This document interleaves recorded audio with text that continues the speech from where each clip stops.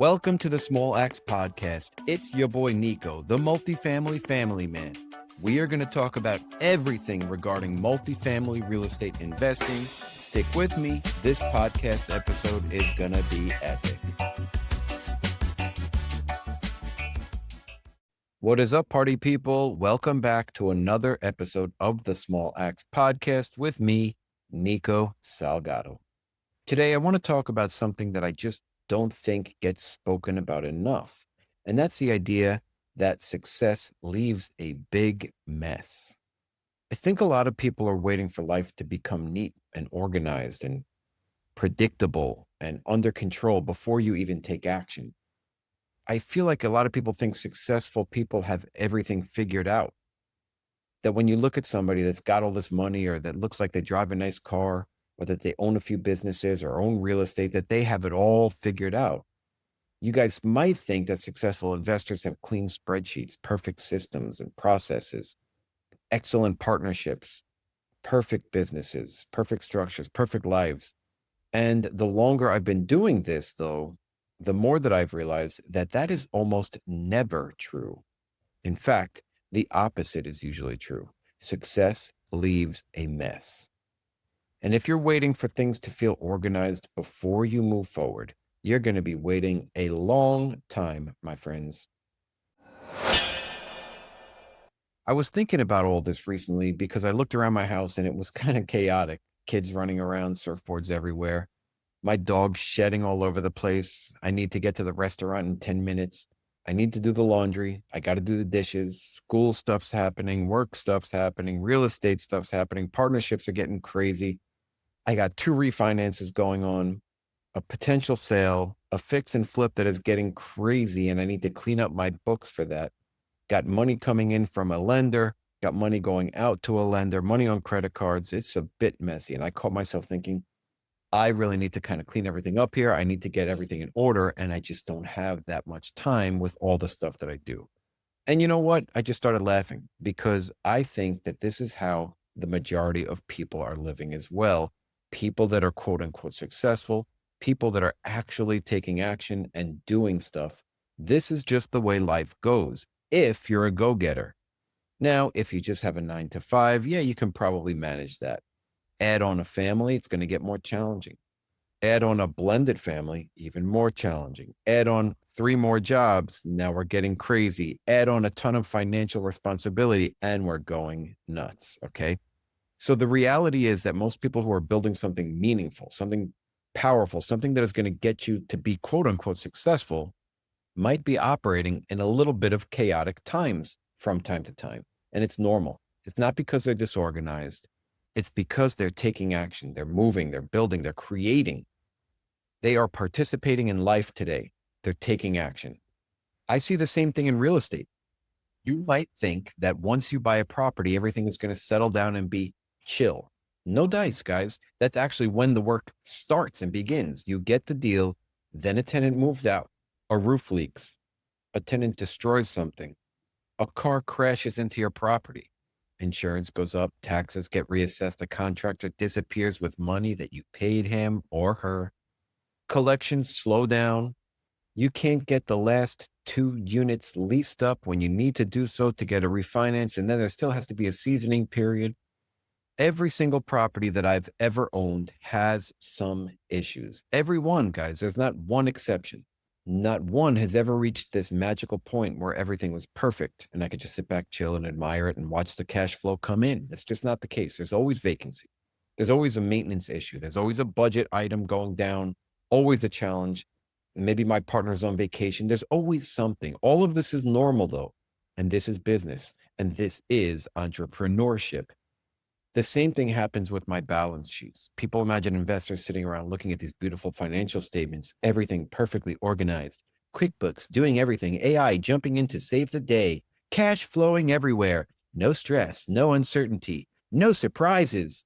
Meanwhile, most investors that I know are constantly solving problems, refinancing, dealing with insurance increases, raising capital, managing investors, managing reserves, placing reserves in different spots to earn a little bit of a return while we're not using them, negotiating with lenders, trying to improve operations, convincing a partner or two to sign on a new loan with you so that you can get better rate and terms. The balance sheet is never finished. It's always evolving. It's always moving. It's always a little messy, and that's okay. If anybody pretends or tries to portray themselves as perfect or not having any issues at all, it's just a lie. And once you realize that the quote unquote successful, best investors, businessmen, businesswomen, entrepreneurs have issues too, you can relax and you can step into this game knowing that, yeah, it'll be a bit messy, but you're going to handle it. You can do it. Let's take another example, partnerships. Nobody talks about this one enough either. Everybody loves partnerships when the deal closes. You guys high five, you cheers, maybe you drink, maybe you party, maybe you hang out. Everybody's stoked. Everybody's optimistic, excited, posting pictures on social media, celebrating. But partnerships always get messy. People have different goals, different timelines, different risk tolerances, different personalities, different communication styles. One partner wants to refinance, another wants to sell. Somebody wants to sell at a certain price point. The other two partners don't want that price point. Another wants distributions, and another might go on vacation for a couple of weeks, leaving you ghosted, and you can't get information from them. You can't get input from them.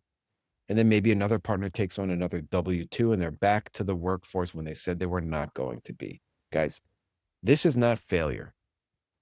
All of this is normal. This is what happens when human beings, people, work together. The goal is not to eliminate that mess. It is to learn how to navigate this. I think about my first deal and I laugh now when I look back because at that time I thought I needed to know everything. It needed to be perfect. I was shaking. I was trembling. I was scared all the time. I thought I needed all the answers. I thought that my spreadsheets had to be perfect, but you can never make them perfect. And I only realize that now. So when somebody's like, well, what is the exact return if we sell for this? I don't know. I can't possibly know. You can't account for every scenario. And if you close on a different day of the month, the returns are going to be different. The closing costs are going to be different. So guys, you have to be chill. You have to understand that there is a bit of controlled chaos in business. And for me, I just learn as I go. And learning as you go is okay as long as you're open, willing, and engaged with the process. Are there going to be mistakes? Of course. Will there be surprises? Hell yeah. Did things happen that I could not predict? And will things happen that I can't predict in the future? Hell yeah. Every day, every week. But if I had waited until I felt completely ready, I probably would have never bought that first property. And another thing that I've shared before, I don't know if I've shared it enough though. On that first deal that I lost $60,000 on, me and my team, and I nearly quit, I thought about it for a while and I took 2 weeks off from investing. I did not engage. I kind of just went into a little burrow for 2 weeks and I thought about it. And then what hit me was, did I lose any of my investors' money? No. Am I still having fun and do I enjoy this process? Yes. Who cares if I lost money? It is not an attack on my self-worth. Losing money was part of the game and it taught me more than probably any mentorship program could have taught me. And in that instant, I made a decision. If I am not having fun, I'm not going to do it anymore. So let's get out there and have some damn fun. So I stopped waiting for certainty. I stopped waiting for more education, more knowledge, more confidence. I stopped waiting for the perfect market. I stopped waiting for the perfect deal, for everything to line up perfectly. And meanwhile, years are going by now, and I took action.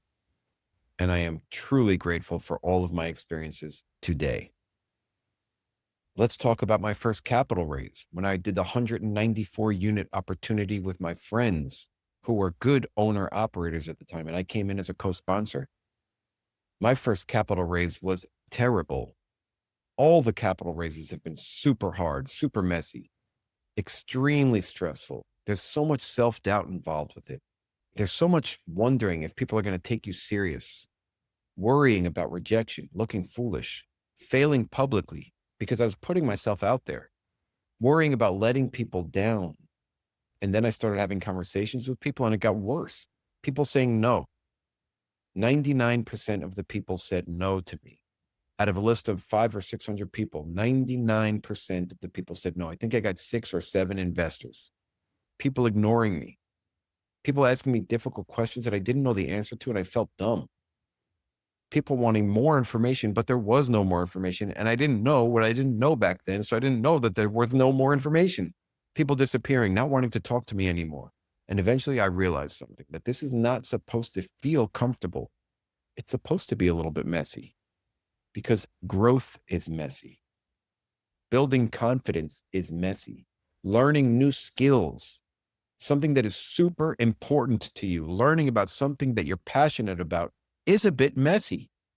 Even this podcast was messy when I first started. I started like 6 years ago. I had no clue what I was doing. The audio was not great. The interviews were terrible. I didn't know what questions to ask. I was nervous on every call. I was not flowing, not fluid. And I knew that the first 10, 15, 20, 50 episodes were going to suck, and I don't care. I started anyway. And that's the part that people miss.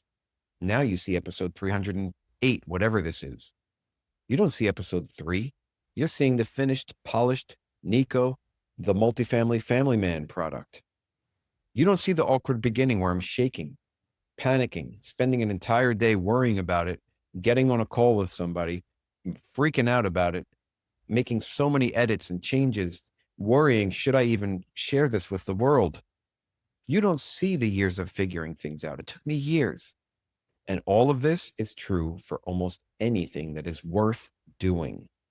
And I think that social media actually makes the problem worse, because everybody posts that highlight reel, and I've done it myself. The clothing, the vacation, the cash flow, the acquisition, the refinance, the success story. Nobody talks about the confusion enough, and I do. Nobody posts about anxiety, disagreements. I'm telling you it all right now. The setbacks, me losing $60,000 in my first year or two of investing. Nobody posts the moments where they're sitting in their car wondering if they're doing the right thing.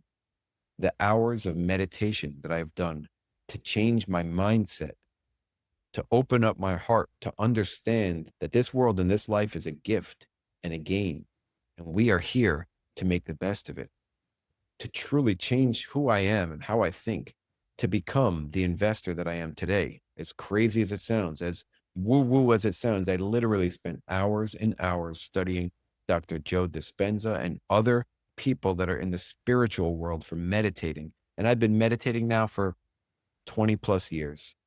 And these moments are real for me. And they might be real for you, and they might not be. And that's okay. I'm just opening up and sharing with you.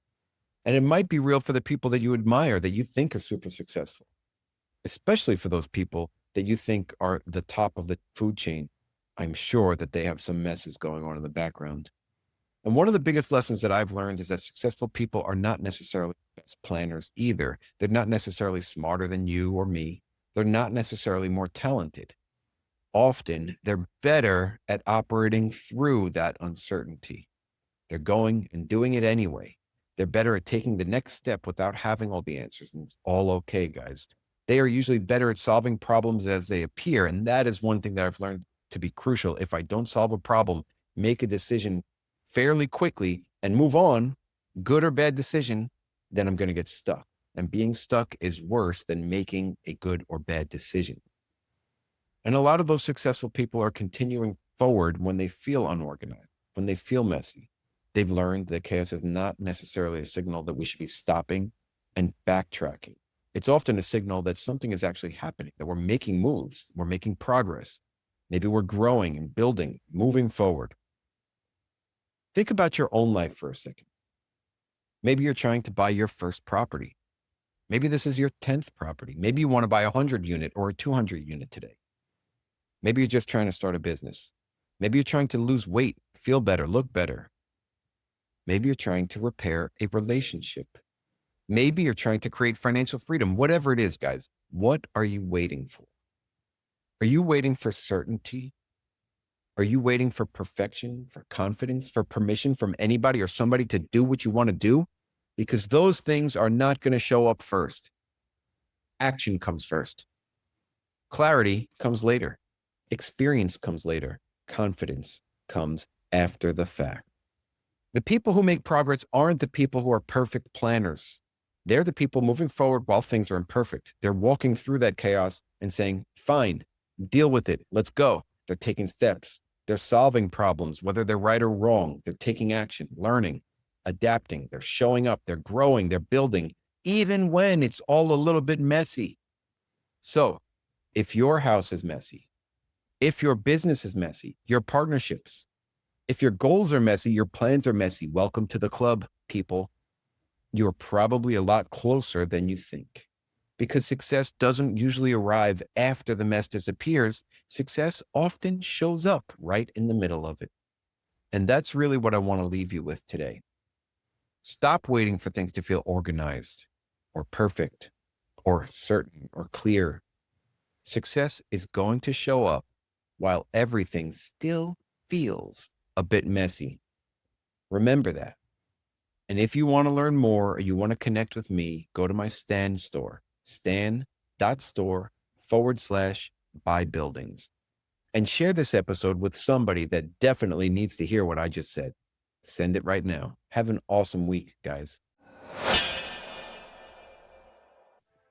Thank you so much for joining me today on the Small Acts Podcast. Your attention truly means the world to me. Please leave a rating and write a review. Also, share this episode with somebody that you think could get value from it. Remember, it only takes a small act to build a lasting empire. So get out there and start building your own.